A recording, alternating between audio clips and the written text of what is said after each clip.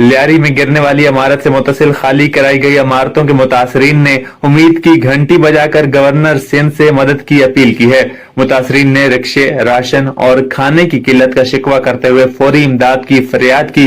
मुतासरीन का कहना है कि इमारत के मलबे तले इनके रिक्शे दब गए, जिसके बायस इनका जरिया माश खत्म हो चुका है और वो शदीद बेरोजगारी का शिकार हैं। मुतासरीन का कहना था कि वो न सिर्फ छत से महरूम हो चुके हैं बल्कि फाका कशी की नौबत आ गई है।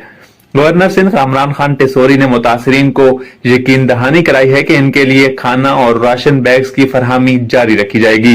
इनका कहना था कि मुतासरा खानदानों की मुकम्मल बहाली हुकूमत की तरजीह है और उनके रोजगार की बहाली के लिए भी मौसर इकदाम किए जाएंगे। आपको अहम खबर से आगाह कर रहे थे। लियारी में गिरने वाली इमारत से मुतसिल खाली कराई गई इमारतों के मुतासरीन ने उम्मीद की घंटी बजाकर गवर्नर सिंध से मदद की अपील कर दी। मुतासरीन ने रिक्शे, राशन और खाने की किल्लत का शिकवा करते हुए फौरी इमदाद की फरियाद की है। मुतासरीन का कहना है कि इमारत के मलबे तले इनके रिक्शे दब गए, जिसके बायस इनका जरिया माश खत्म हो चुका है और वो शदीद बेरोजगारी का शिकार हैं।